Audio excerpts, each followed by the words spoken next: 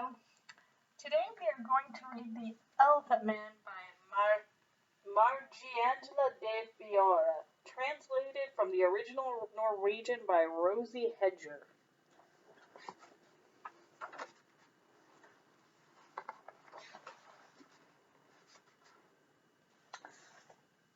Gather round, prepared to be amazed. I promise you that you've never seen the likes of this. A sight so disgusting, so very gruesome that you simply won't believe it until you see it with your own eyes. Ladies and gentlemen, it is my honor to introduce the Elephant Man. Every evening, the Elephant Man, whose real name was Joseph Merrick, is the main attraction at a tiny little theater on Whitechapel Road in London. People swarm to this theater to see the strange folks of every description. They cry out in dismay at the sights on display. A bearded woman, tiny dwarfs, contortionists, and a man so very thin he looks like a walking skeleton. Their screams are piercing when Joseph enters the stage. Joseph sighs as he gazes upon the audience. He doesn't like them to see the scream and terror as they catch the sight of him. He'd much rather bring happiness and laughter to others. Above all, he'd love to laugh with them.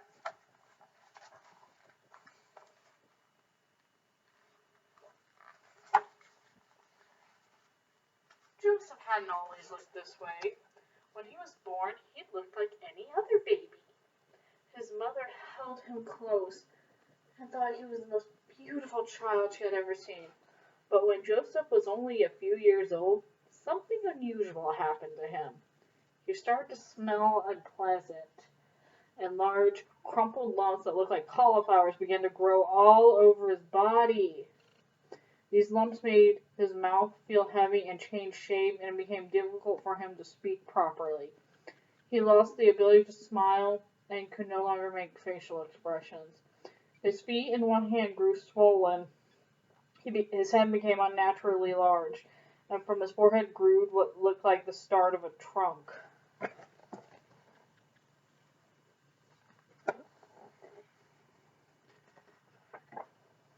When Joseph was 11, his mother died. Joseph was devastated. He cried and cried as if his tears would never stop. Joseph's father was also upset, but it wasn't long before he got remarried. Joseph's stepmother was not remotely pleasant, and every evening Joseph was forced to go to bed on an empty stomach. An ugly boy like you doesn't deserve a scrap to eat, she would tell him. You know, if I ever had a kid and the kid was disfigured, and I would not marry somebody who was crappy to my kid for looking disfigured. I know this was a different time, but, not gonna happen. Joseph was only 12 when his stepmother decided that he must leave school and start work, but it wasn't easy for Joseph to find a job. His body grew more deformed with each passing day, and nobody wanted to hire him looking the way he did. Eventually, Joseph found a job at a cigar factory. He was so proud that he practically trembled with delight on his first day of work. Hello, I'm Joseph, and I can't wait to work with you all, he announced, using his very best manners to greet his new workmates. They stared at him aghast. Who on earth is that ugly, smelly creature? Can't even speak properly, he heard them whisper. Joseph was dismayed. He felt like running away from everything and everyone, but he put on a brave face. It won't be long before things get better, he thought. They just have to get to know me, it's all. But the whispering continued. None of the others wanted to sit next to Joseph while they worked, and even during breaks he was forced to sit by himself each and every day. Just looking at him puts me off my lunch, he heard a worker comment.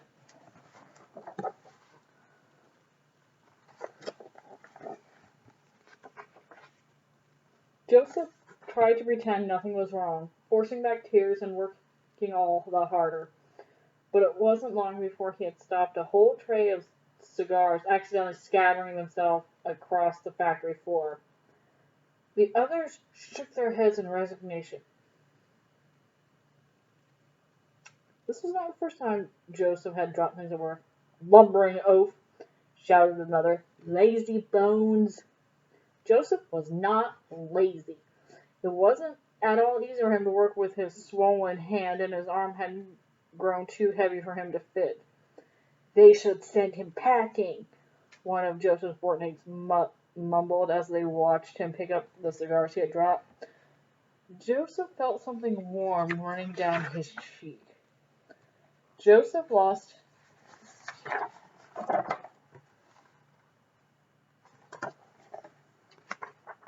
Joseph lost his job at the cigar factory. Night after night, he lay awake, worrying. How would he earn a living now? One day he tried his hand at street trading. He wore a long overcoat, hiding his face behind a large hood. He made a small hole he could see through and topped off his outfit with a wyvern hat. All the same, when Joseph reached out to pass people the items they had purchased, they would flee at the sight of his deformed hand. Most people avoided coming anywhere near him because he smelled odd, and even the stray dogs roaming the street kept their distance. At home, things grew worse and worse. Joseph's stepmother was often angry. She screamed and shouted at Joseph and accused of exploiting the goodwill of the family, even though he spent hours every day looking for a job. On many occasions, Joseph didn't even dare to go home for dinner. His stomach grumbled, and he grew dizzy with hunger. But he still preferred to wander alone through the streets rather than face his stepmother. One day, Joseph's stepmother forced his father to make a decision. He goes or I do, she declared. Well, that's really simple. Get out, you bitch. Sorry.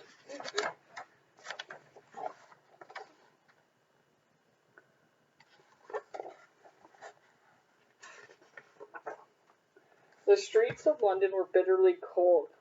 A thick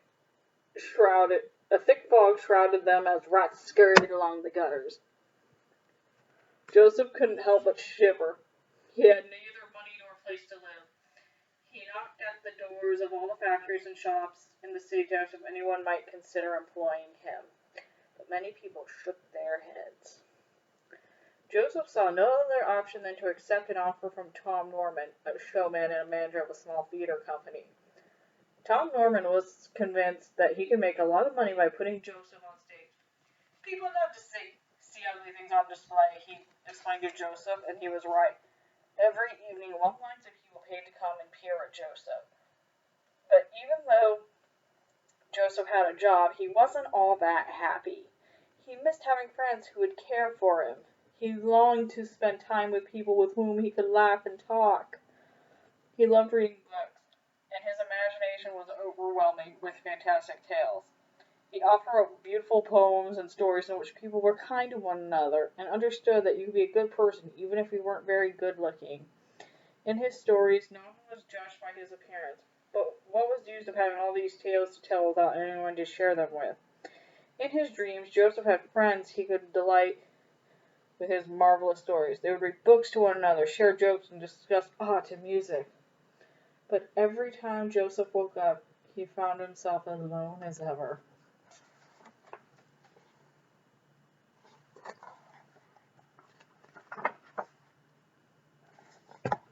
One day a doctor stopped by at the theater.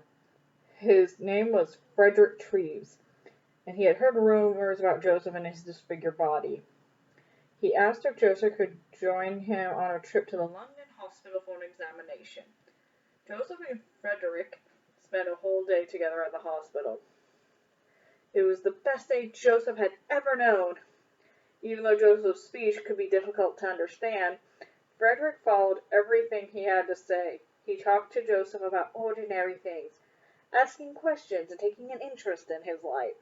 He treated Joseph like a human being, rather than a monster. When Frederick accompanied Joseph back to the theater that evening, he gave a card printed with his name and address. I hope we might meet again, he said. Joseph felt a warm glow of happiness. There was nothing he liked better than to spend more time with Frederick. Joseph wished he were able to smile at him to show just how happy and grateful he felt, but it was as if Frederick understood all the same. Then we'll meet again, he said, giving Joseph a friendly pat on the shoulder. Joseph felt like a new man.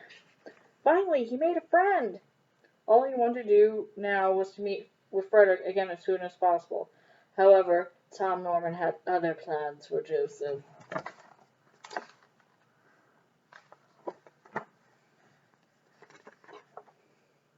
You're going on tour! Joseph was sent around Europe, where he would put on a show in many different countries. Tom Norman told him that a man from Austria would be accompanying him throughout his tour, and he promised Joseph money and fame. You're going to be rich, Tom assured him.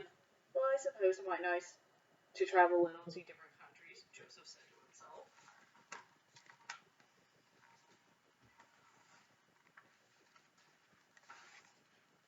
But Joseph couldn't see much more than a narrow strip of light and billowing clouds of dust through the tiny crack in the carriage that transported him from city to city.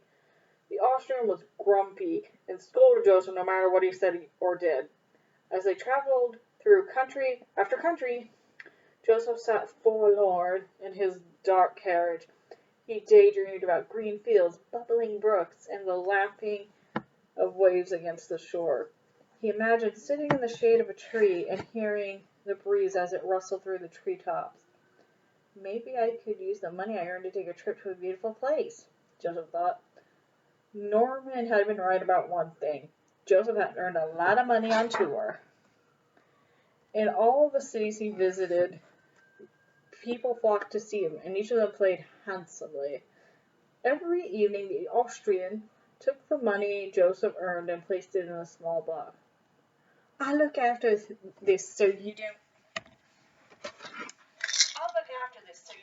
lose it, he explained to Joseph. One morning, Joseph awoke and discovered that he was alone in the carriage. In real life, they were in an inn. I'm just saying. The Austrian had vanished with him and all the money Joseph had earned. Joseph waited for the Austrian to return.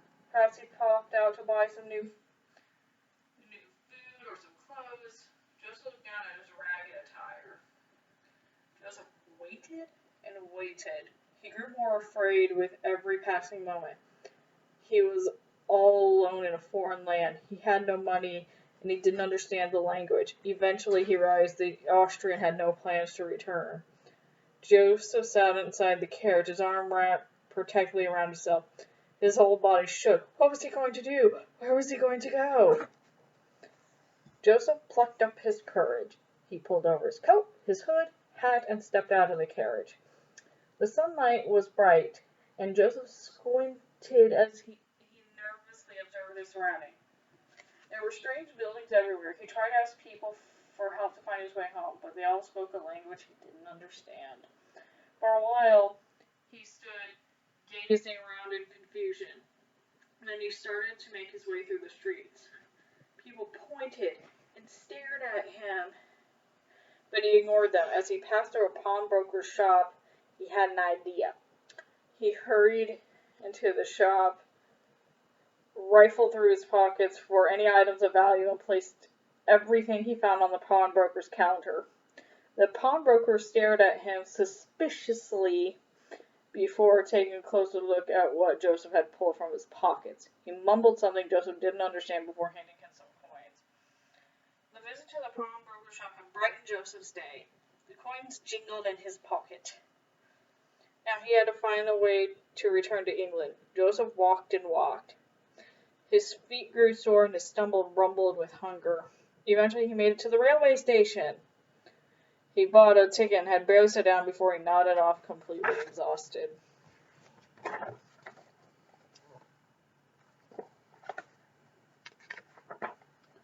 Joseph didn't wake up until the train had reached its final destination. He stepped outside and looked around at the unfamiliar buildings and people. On a sign nearby, he read the word Ostend. Joseph left the railway platform. Passerby glanced at him curiously. Some made faces while others gasped. A small group began following him, pointing and laughing loudly. They tried to pull off the hood covering his head and threw stones at him. Joseph walked as quickly as he could. He spotted the sea ahead of him and hurried to the dockside to find a hiding place. A huge ship was moored in the harbor. A British flag flew from its mast. Hope blossomed within him, warning him from the inside out. The ship was setting sail for home. He hurried over to a sailor standing by the gangplank. "Is this ship sailing to England?"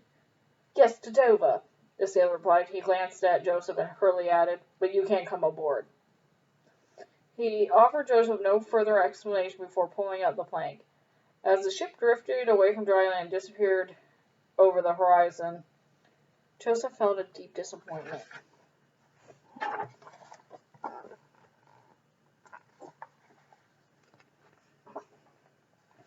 Suddenly, Joseph heard a voice. A man was at his side speaking in perfect English. "I'm sorry, I overheard the gentleman say he wouldn't allow you on board. Are you trying to get to England?" he said in a friendly manner. Joseph nodded. "Yes, I do so want to go home to England. Can you help me?" he asked, hopeful. "Yes, I know the way," the man replied, offering Joseph an outstretched hand. "My name is Wardell Cardew, by the way. I'm English, too." With Wardell Cardew's help, Joseph made it to Antwerp, and following Cardew's directions, he found the city port. There he spotted another ship flying the British flag. He could take it instead. Having been rejected once before, Joseph didn't dare ask permission. He stole on board and hid in the cargo hold. Joseph lay there all night long. He was regularly soaked by the icy sprays of seawater, and he shivered with cold. To make matters worse, he felt terribly seasick and vomited several times. The thought of being back in England long gave him the strength he needed to last the journey.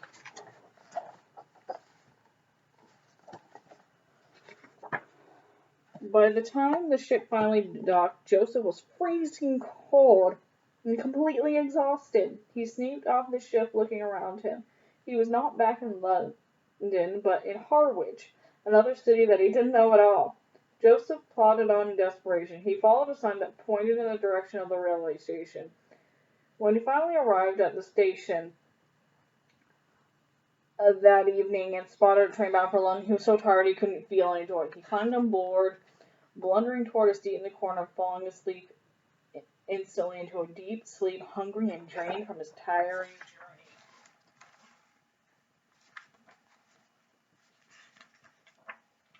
The following morning, Joseph was woken by loud screams. Ah! He jumped, rubbing his eyes. All around him stood a ring of passengers, looking aghast. His hood had slipped off during the night. He hurried to pull it back into its place, hiding his face from the crowd. "Call the police, there's a monster on board," cried one of the passengers.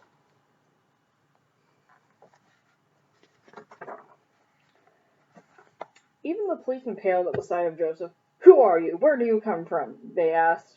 Joseph told them about the tour and the Austrian who disappeared with his money. "Don't you have a family you can turn to?" the police inspector asked him. Joseph explained that his mother was dead and his father wanted nothing to do with him. "Is there anybody we can contact?" Joseph shook his head sadly. The police looked at each other puzzled. "What are we going to do with him?" they whispered. "We'll need you to empty your pockets to see if we can find any clues about your identity," one of the police told him. Joseph pulled out the card that Dr. Frederick had given on the day he had spent at the hospital. "Do you know Frederick Treve?" Joseph nodded proudly. The policeman took Joseph down to the station and called Frederick.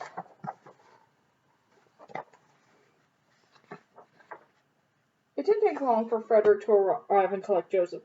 "Do you want to come with me to the London hospital? We can arrange a pleasant room for you to live in," he said. Frederick's offer warmed Joseph's heart. Of course he wanted to go with Frederick. He was famished and weary and covered head to toe in dust and dirt after his long journey. When they reached the hospital, Frederick made sure that Joseph could take a bath, change into some clean clothes, and enjoy a delicious meal. Joseph was happy at the London hospital. He had his own room in which he always felt safe. Nobody shrieked, wailed when they saw him, and nobody bullied him. He spent time with Frederick every day. They talked for hours, and while Frederick studied Joseph's crumpled skin and lumps on his body, Joseph recited his poetry and told some of the stories he had written.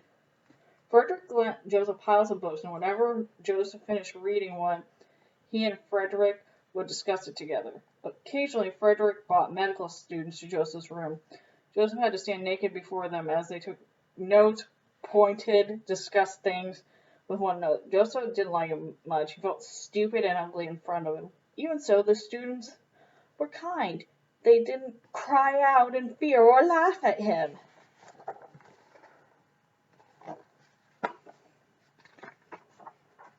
When Joseph wasn't reading or writing, he liked to make things. He had a model kit for a marvelous cathedral made of cardboard, and he constructed it eagerly. It took a long time to build with his lumpy, heavy hand, which didn't always do what he wanted it to. Nonetheless, Joseph was patient. He had such delight at seeing his cardboard cathedral take shape. It was so wonderful to make things. On Joseph's mantelpiece stood a small painting of his mother. Several times every day, Joseph would look at the painting and be reminded of her and how kind and beautiful she had been. He thought it was strange that he could have ended up with such a horrible outward appearance when his mother had been so beautiful. He mentioned this to Frederick one day as they admired the painting together. "But you're beautiful inside, Joseph," Frederick replied assuringly. Frederick tried to encourage Joseph to go out once in a while. "You need a little fresh air, and it would be good for you to meet people," he said. But Joseph didn't dare. He couldn't even face the prospect of taking a walk in the hospital gardens. Sometimes he would sit at an open window and listen to the bird song and wind whistling through the treetops. He longed to be outside, but he was afraid of meeting people who might squeal in fright when they caught the sight of him. Inside his room, he felt safe and sound.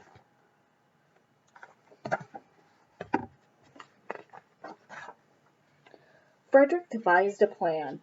He called his good friend Leah Maturin and asked if she would like to meet Joseph. Joseph was enchanted when Leah Maturin unexpectedly entered his room. She was beautiful, elegant, and fragrant with the scent of a wonderful perfume. She approached Joseph, taking his hand and greeting him as a friend. Joseph began to cry. He cradled his head in his hands and sobbed. Neither Leela nor Frederick understood. "Don't you think it's nice to have a visitor?" Frederick asked, surprised by Joseph's reaction. I do," Joseph replied. "I'm crying because I'm so happy. Never since my mother died has a woman smiled at me."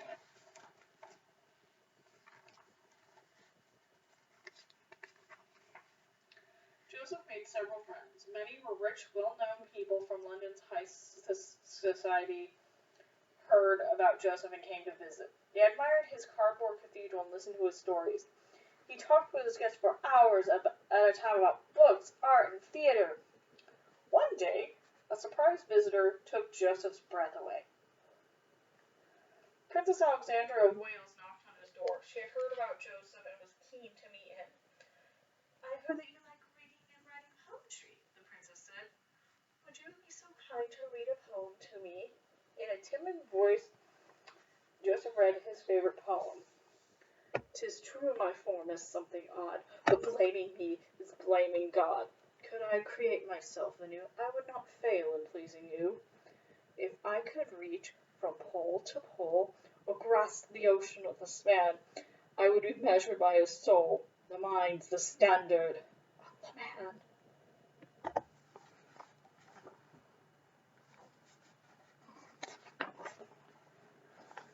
One day, Frederick had something important to tell Joseph. "You have a very rare disease. It makes you disfigured on the outside, but inside you are like everyone else." "We knew that already, of course," Frederick said, giving Joseph a kind-hearted smile. A wave of relief flooded Joseph. Finally, he understood the reason he looked the way he did. He was not an elephant. He was a person. a person with an illness. He was not a monster nor a beast, as so many had told him. That day, Joseph plucked up his courage to venture out into the garden behind the hospital. The grass was wet with dew, and the sun radiated lovely warm rays of light that made everything shine. Joseph stood where he was, captivated, gazing at all that surrounded him.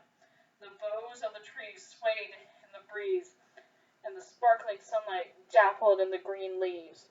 The bees collected pollen from the flowers, buzzing gently on their way, and a butterfly fluttered by, its wings beautiful and bright. Joseph took a deep breath. He removed the large coat that he often so hid within and pulled off his hood, throwing it far, far away.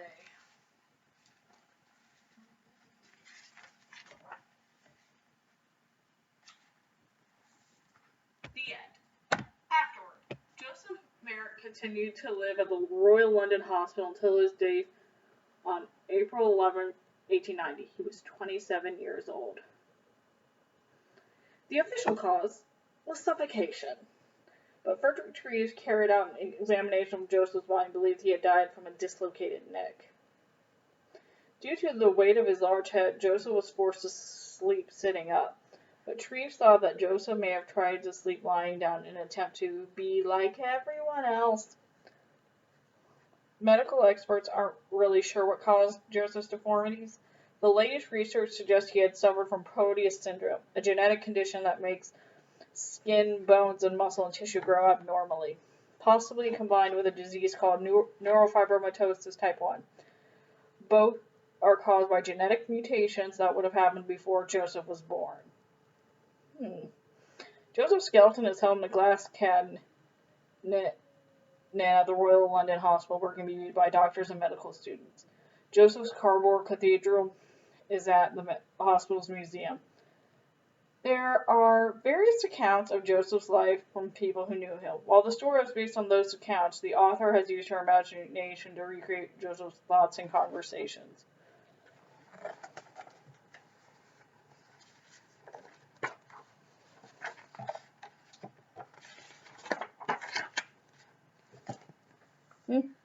Hope you like that. It's the longest video so far. Well, bye.